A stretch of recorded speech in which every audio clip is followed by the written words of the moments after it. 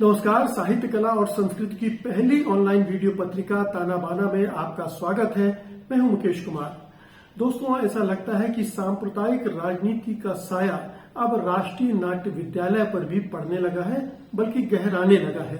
इसकी ताजा वानगी ये है कि वहां पर भीष्म साहिनी का नाटक तमस खेला जाना था, मगर उसे अचानक रोक दिया गया।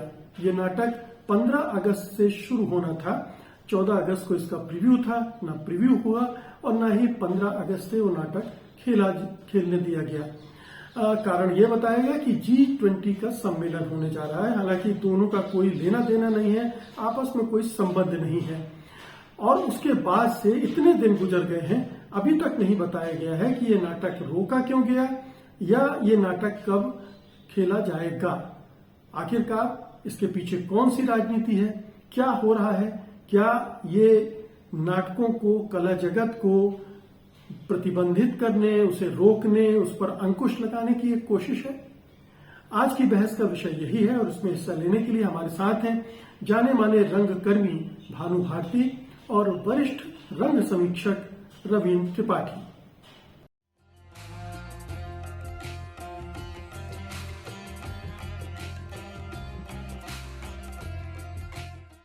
ताना बाना में आप सबका स्वागत है।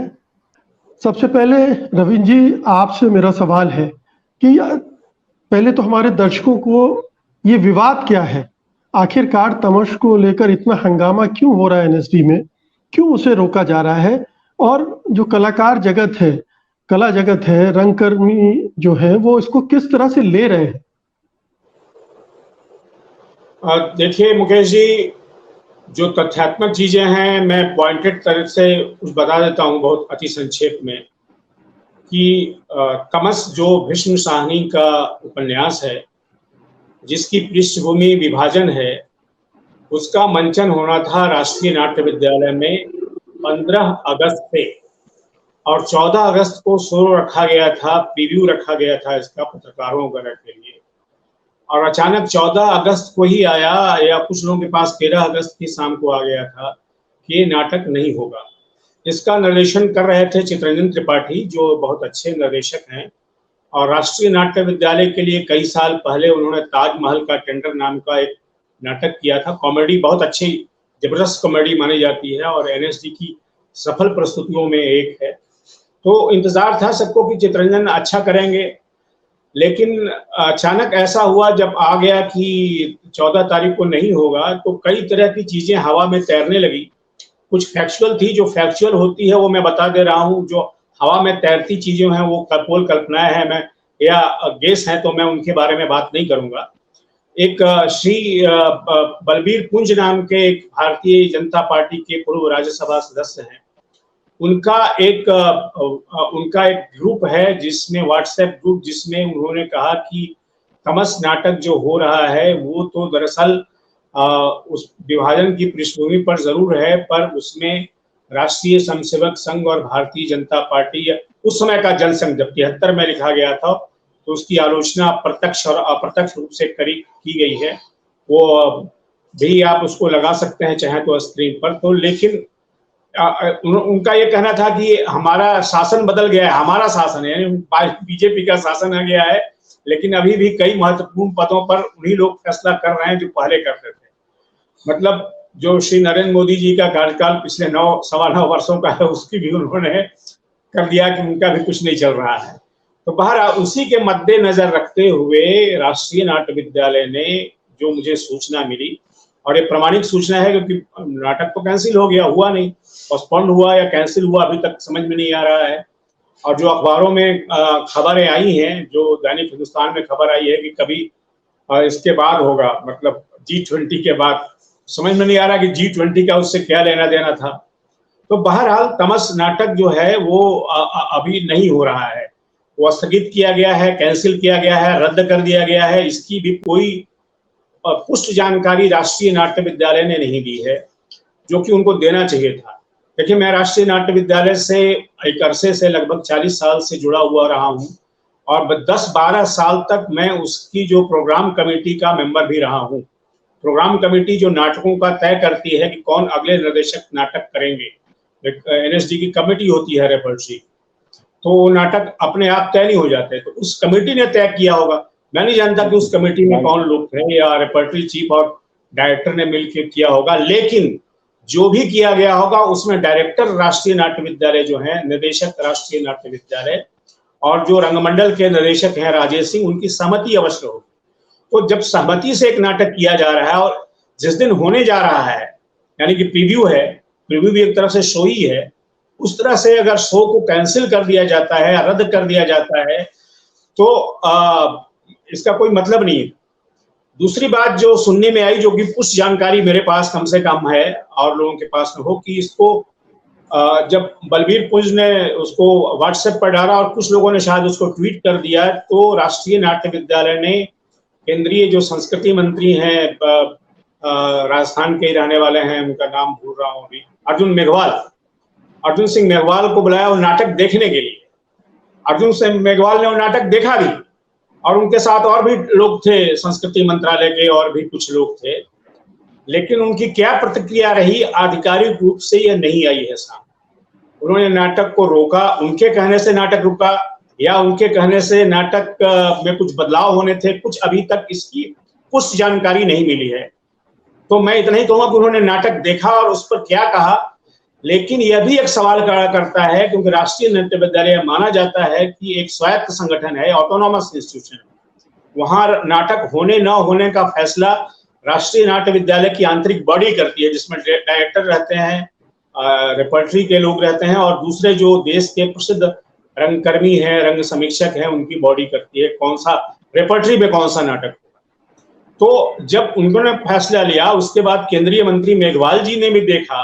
अब मेघवाल जी के कहने से वो रुका है या उन्होंने कुछ नहीं कहा इसलिए रुक गया है, तो ये मामला थोड़ा सा पेचीदा हो गया है। लेकिन कुल मिलाकर के सार तो यही है कि ये नाटक अभी तक नहीं हुआ और लगभग अगर आज की तारीख को जोड़ लें तो 29 दिन, मतलब 15 दिन, 16 दिन उधर और आज 9 दिन, मैंने 25 दिन हो चुके हैं कि ये नाटक होने के कोई आसार नजर नहीं आ रही है।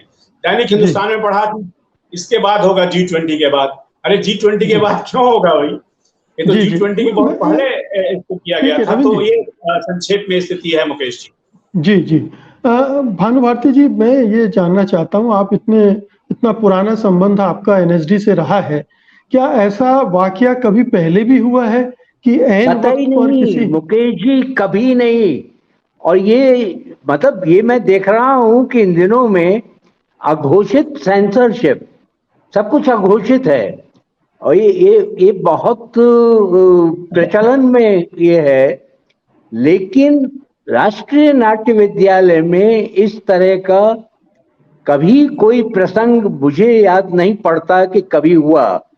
मैं 70 में इस विद्यालय से जुड़ा था छात्र के रूप में और तब से अब तक लगातार राष्ट्रीय नाट्य विद्यालय से किसी न किसी रूप में मेरा संबंध रहा है।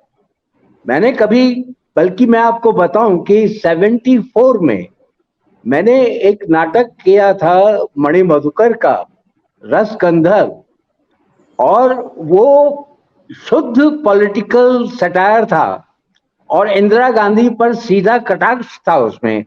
और तब इंदिरा गांधी प्राइम मिनिस्टर हुआ करती थी और वो नाटक वहां पर खेला गया और वो इतना प्रसिद्ध हुआ और किसी ने उस पर कोई, और उसमें बहुत सारे तब के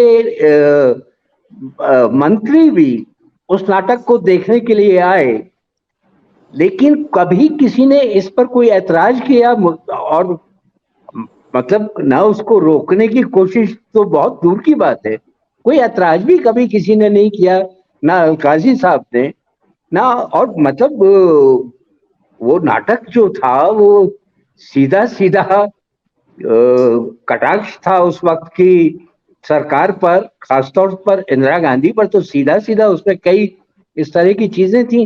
लेकिन कभी ये कोई इस तरह की सेंसरशिप हम लोगों ने राष्ट्रीय नाट्य विद्यालय में रहते हुए या उसे इतने सालों के उसमें कभी भी ये, और जो ये बता रहे हैं रविंद्र जी, ये तो मतलब बहुत ही अद्भुत है। ये क्या है ये?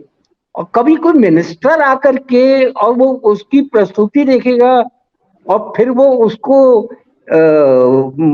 वो करेगा, ये तो ऐसा तो मतलब क्या है ये, मतलब किस वक्त में हम लोग हैं, ये क्या हो क्या रहा है, ये तो बियॉन्ड इमेजिनेशन है, ऐसा तो कभी सोचा नहीं था। भानु भारती जी, आपने एक नाटक का जिक्र किया, मुझे लगता है कि एनएसडी में और रंगकर्म की दुनिया में ढेरों ऐसे नाटक हैं, और बल्कि ज्यादातर नाटक ऐसे होते हैं जो सत्ता और व्यवस्था के खिलाफ होते हैं, आप उनको देखिए, टिप्पणी करते। अंधा युग की चर्चा आपके साथ हुई थी। जी। अंधा युग क्या है? कोई भी सरकार हो, कोई भी वो हो, अंधा युग क्या क्या कहता है अंधा युग? और हर काल में, बल्कि मैं तो आपको बता रहा हूं कि नेपाल में अंधा युग की प्रस्तुति की, और वहां पर अखबारों में एडिटोरियल था, अंधे युग में अंधा युग का मंचन।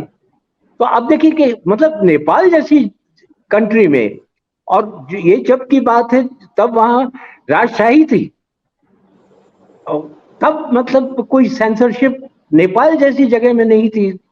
और ये नाटकों पर, ये इस तरह का अभिव्यक्ति पर इस तरह का संकट, ये तो कभी भी मतलब इमरजेंसी का एक दौर जरूर था, लेकिन उस वक्त भी मतलब मैंने तो उस वक्त भी एक पॉलिटिकल सटायर किया था। वो क्या है, मुझे अभी नाम नहीं याद आ रहा, मेरे से चंद्रमा हम सिंह लोग खेल रहे थे तो। जी चंद्रमा सिंह उर्फ चंकू। नहीं नहीं, चंद्रमा सिंह उर्फ चंकू तो बात की बात है, उस पर भी, वो भी पॉलिटिकल नाटक है, और उस पर भी बहुत विवाद हुआ था, लेकिन कोई सेंसरशिप तो नहीं हुई थी। ये बंगाली नाटक, अभी मुझे नाम अगर याद आएगा तो मैं, और मैंने कहा कि हम ऐसा करते हैं कि स्क्रिप्ट को सेंसरशिप के लिए भेज देते हैं, अगर वो मना करेंगे तो हम नहीं करेंगे। और वो सेंसरशिप में, वो कौन करता था सेंसरशिप, उनको कुछ पता नहीं चला। और जब वो नाटक खेला गया तो वो कलेक्टर वहां बैठे हुए थे उस वक्त के, और उन्होंने कहा कि ये नाटक कैसे कर रहे हैं आप, सेंसर्ड नाटक है, सेंसरशिप। वो बेचारा उठ के चला गया वहां से।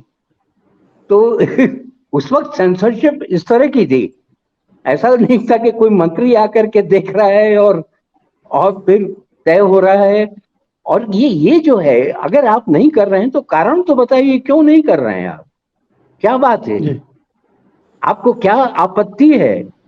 क्या आपको और लगता है कि ये जो बता रहे हैं कि उन्होंने व्हाट्सएप ग्रुप पर कुछ लिख दिया, और एक कि मतलब उसमें अगर किसी राजनीतिक विचारधारा का विरोध है, तो ऐसा है कि कोई भी बंटवारा जो है, और जो हमारे देश का बंटवारा, वो इतनी बड़ी त्रासदी है 20वीं शताब्दी की, और जिससे आज तक हम उभर नहीं पाए हैं और ना कभी उभर पाएंगे।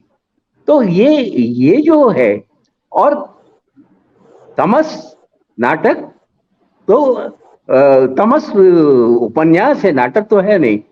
और इसको जब टेलीविजन पे सीरियलाइज किया गया था, तो पूरे देश ने उस पर बहुत पॉजिटिव प्रतिक्रिया दी थी, पूरे देश ने।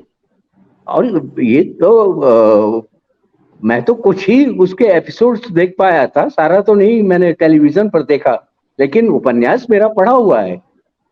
और कोई भी, मेरा तो ये मानना है मुकेश जी कि कोई भी टूटन जो है, कोई भी विभाजन जो है, वो त्रासदी है। किसी भी वजह से, किसी भी रूप में कोई विभाजन होता है, वो धार्मिक, सामाजिक, आर्थिक, किसी भी उस दृष्टि से वो विभाजन एक त्रासदी है। और कलाएं, खासतौर से रंगमंच, हमेशा उसके विरुद्ध रहा है और रहेगा। ये जो सूचना जो है, ये बहुत विचलित करने वाली। जी। तो रविंद्र जी, क्या ये हम माने कि ये खुला, बहुत ही नग्न किस्म का हस्तक्षेप है एनएसडी की वर्किंग में, पूरे रंग कर्म की दुनिया में, कला जगत में, कि अब सीधे सीधे एक मंत्री आता है, नाटक देखता है और उसके बाद नाटक का प्रदर्शन रुक जाता है। ठीक है, बताया नहीं गया कारण, लेकिन ये जो परिस्थिति जन्य साक्ष्य है वो तो साफ कह रहे हैं कि किस वजह से रोका गया, क्यों रोका गया, किसके कहने पे रोका गया होगा, ये साफ दिख रहा है।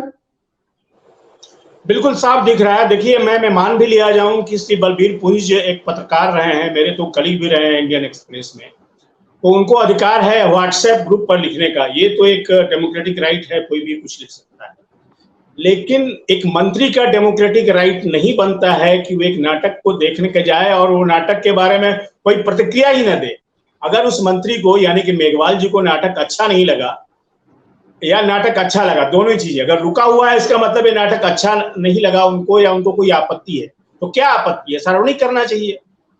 अर्जुन मेघवाल को ये आपत्ति सार्वजनिक करनी चाहिए। और दूसरी, अब इससे बड़ी बात यह है कि राष्ट्रीय नाट्य विद्यालय के मौजूदा जो एक्टिंग डायरेक्टर यानी जो कार्यकारी निदेशक हैं रमेश गौड़ जी, उन्होंने बुलाया था।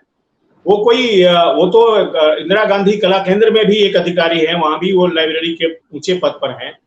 तो अगर उन्हें बुलाया होगा तो राष्ट्रीय नाट्य विद्यालय जो स्वायत्त संस्था है उसको क्या अधिकार है कि केंद्रीय मंत्री को बुलाया कि आप नाटक देखिए? ये तो आज सिलसिला शुरू हुआ है, कल दूसरे नाटक में हो जाएगा, कल दूसरी सरकारें आएंगी। राष्ट्रीय नाट्य विद्यालय तो रहेगा ना, सरकारें तो आती जाती रहती हैं। और आप देश के दूसरे हिस्सों में जो नाट्य संस्थान है उनके लिए भी एक परिपाटी बना रहे हैं कि मंत्री पहले उसको देखने जाएगा, जब मंत्री ओके करेगा। अगर मंत्री ओके नहीं करेगा तो क्या हो गया? क्या चीफ मिनिस्टर और प्राइम मिनिस्टर उसको ओके करेंगे? तो बड़ी भयावह स्थिति है।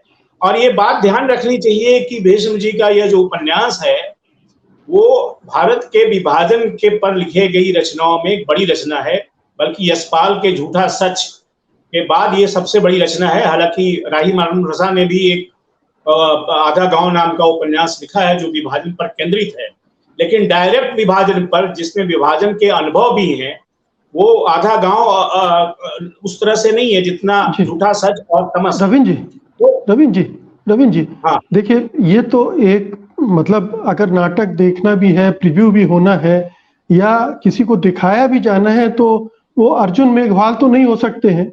उनको नाटक की कितनी तमीज है, कितना वो नाट्य कला रंगमंच को समझते हैं, ये अपने आप में एक प्रश्न चिन्ह है। अगर नाट्य समीक्षक देखें, रंगकर्मी देखें और उसमें कमियां निकालें और उसकी वजह से उसे रोका जाए तो बात समझ में आती है। लेकिन सीधे सीधे राजनीति का हस्तक्षेप होना एनएसडी के कामकाज में, निर्णयों में, ये एनएसडी पर क्या टिप्पणी करता है? क्या एनएसडी के अधिकारियों ने समर्पण कर दिया है, बिछ गए हैं सत्ता के सामने? मुझे तो लगता है कि संपूर्ण समर्पण कर दिया है। क्रम से इसके निर्देशक ने, जो कार्यकारी निर्देशक हैं रमेश गौड़ जी, उन्होंने तो साष्टांग दंडवत कर दिया है।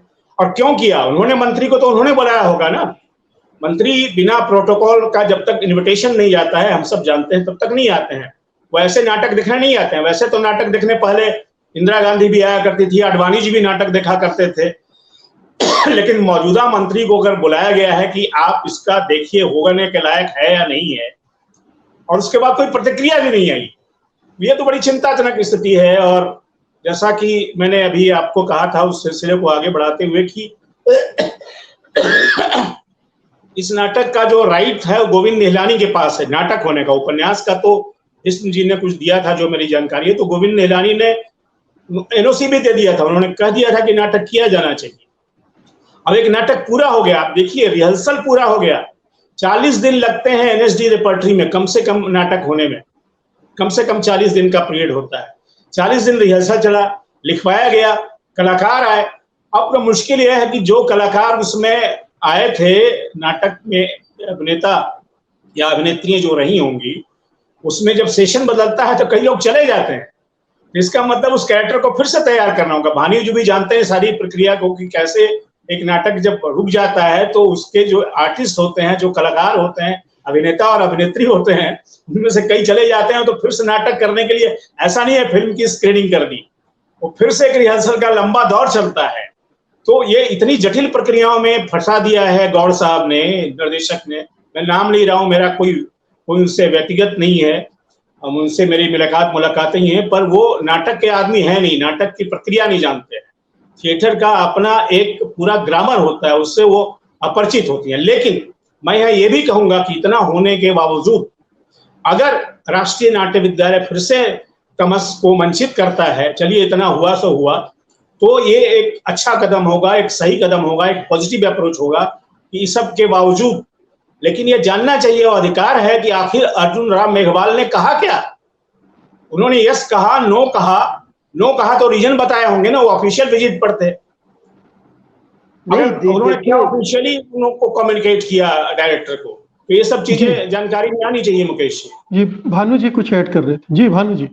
मैं ये कह रहा था कि ये तो बिल्कुल अप्रासंगिक बात हम कर रहे हैं कि वो सबसे पहली बात तो ये है कि जब किसी निर्देशक को बुलाया जाता है तो एक पूरी प्रक्रिया है कि एनएसडी रेपर्टरी में एक सलाहकार समिति होती है। वहां पर वो तय होता है कि हम इस सत्र में किन किन डायरेक्टर्स को बुलाएंगे नाटक करने। उनसे पूछा जाता है डायरेक्टर से कि आप क्या करना चाहेंगे, और कोई आपको ये नहीं बताता वहां से कि आप ये नाटक कीजिए, ये मत कीजिए, या ऐसा कोई। जो भी जब भी मैं आमंत्रित किया गया तो मैंने खुद अपने नाटक चुने हैं। किसी ने मुझे ये ना तो सजेस्ट किया, ना किसी कमेटी में वो पास हुआ। वहां पर सिर्फ ये चर्चा होती है कि किस निर्देशक को बुलाया जाए, और फिर अंततः तो दर्शक जो है वो उनका निर्णय होता है। वो नाटक को खारिज करते हैं या वो नाटक को एक्सेप्ट करते हैं। इसमें समीक्षक भी अपनी राय रखते हैं, लेकिन निर्णायक तो अंततः दर्शक है। दर्शक ये तय करता है कि वो नाटक को वो स्वीकार करता है या अस्वीकार करता है। इसमें तो मतलब कोई। और देखिए, मुझे विभाजन पर ये उपन्यास है, और इस पर इतना मैंने जैसा पहले कहा कि टेलीविजन पर जब इसको धारावाहिक रूप से दिखाया गया तो बहुत ही पॉजिटिव प्रतिक्रिया दर्शकों की थी इसको लेकर के। लेकिन आप देखिए कि विभाजन पर जो टोबा टेक्सेंग कहानी है वो मुझे लगता है कि क्लासिकल कहानी है, और कोई भी विभाजन पागलपन है। और उस पागलपन पर बात करना इसलिए जरूरी है कि हम भविष्य में उन त्रासदियों से बचें। हालांकि ऐसा होता नहीं है, ये बड़ा दुर्भाग्यपूर्ण है कि हम बार बार सचेत किए जाने के बावजूद हम अंधी सुरंगों में घुस जाते हैं जाकर के। भानु जी, क्या आपको लगता है कि ये इस पर पर्दे डालने की कोशिश की जा रही इसलिए कि वो जो विभाजन था उसमें इन्हीं तत्वों की, इन्हीं शक्तियों का हाथ था, एक बहुत बड़ी भूमिका थी, और वो एक दूसरा विभाजन भी कर ही रहे हैं देश में।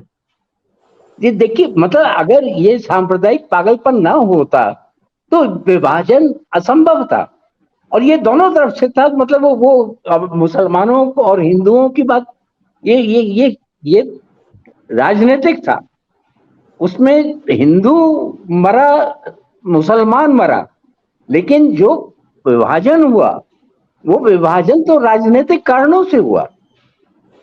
वो और मतलब अब आप देखिए कि गांधी को खोया हमने, इतनी बड़ी त्रासदी इस देश ने झेली है।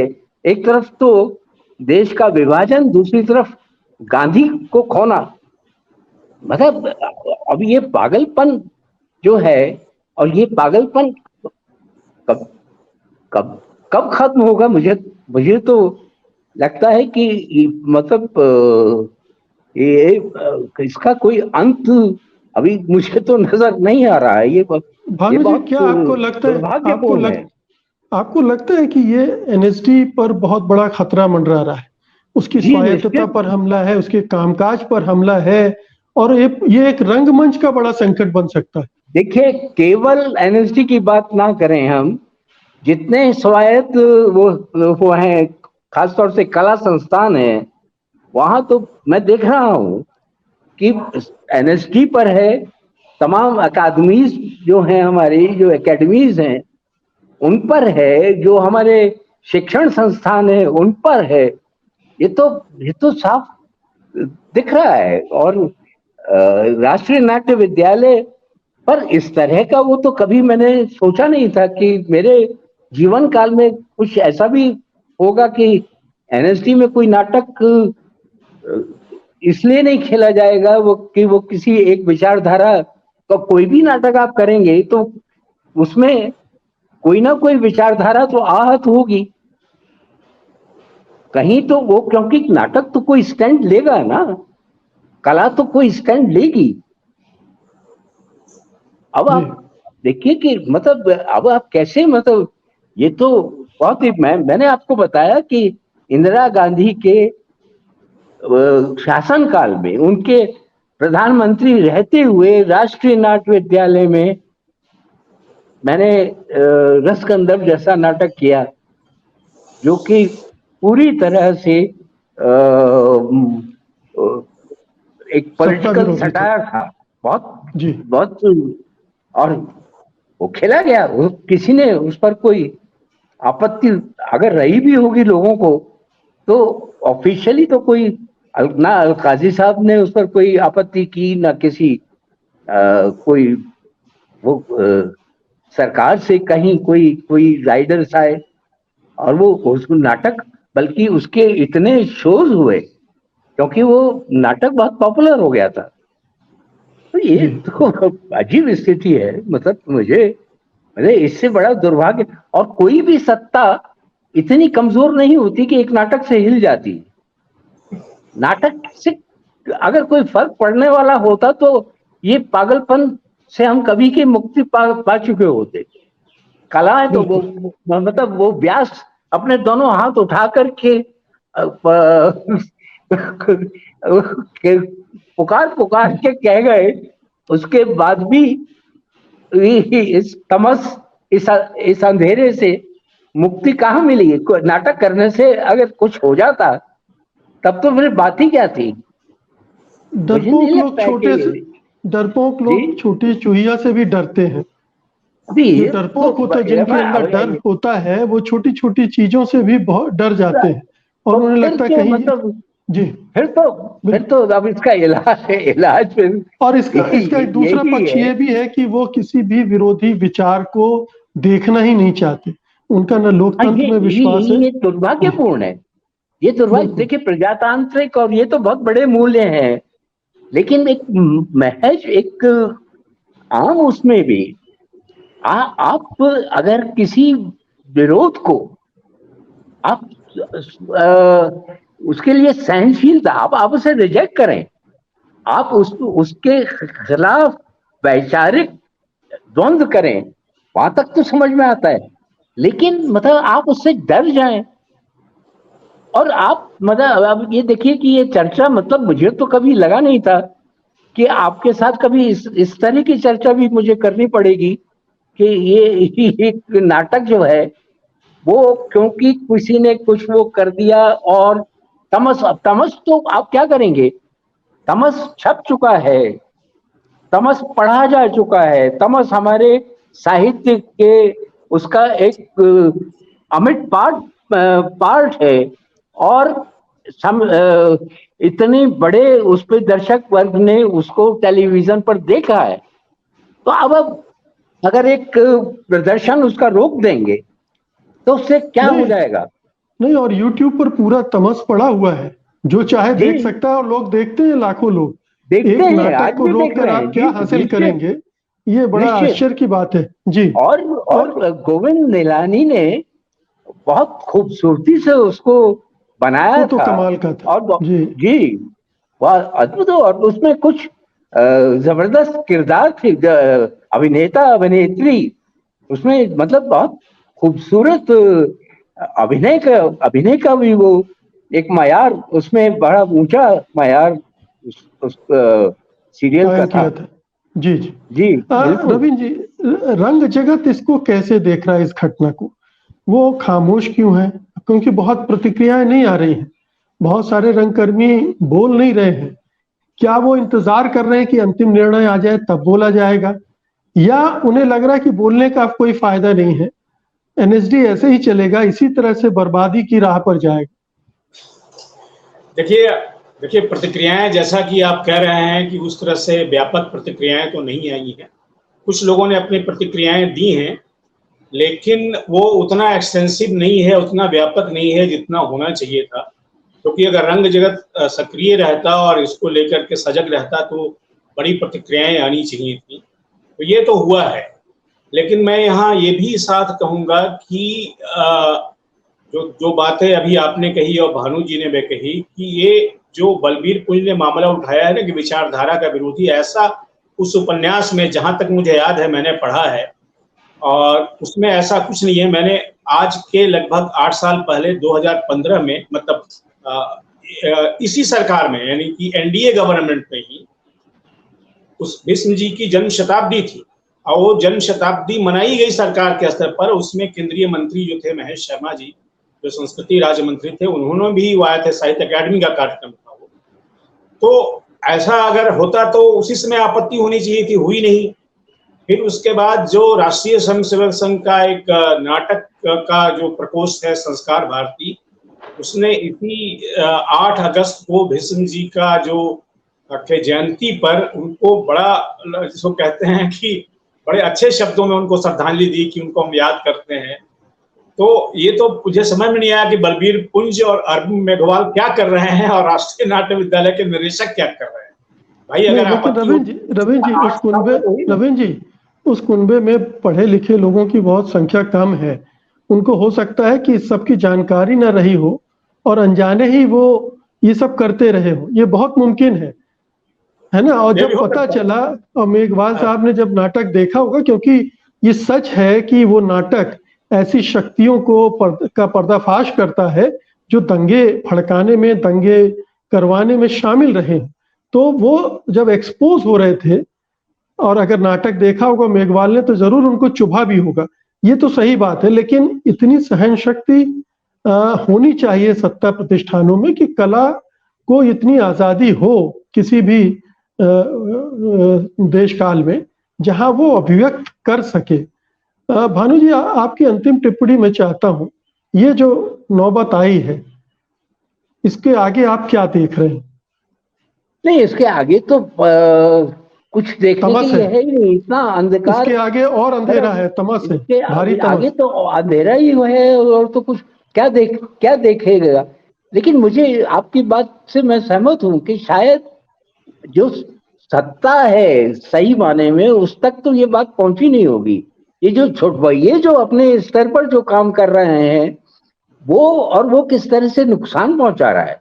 अभी जैसे वो बता रहे थे रविंद्र जी कि इनकी जन्म शती मनाई गई, और उन्होंने बताया कि संस्कार भारती वगैरह ने भी उसमें भाग लिया। और तो मतलब ये लोग इतने कम ज़र्फ नहीं थे कभी भी।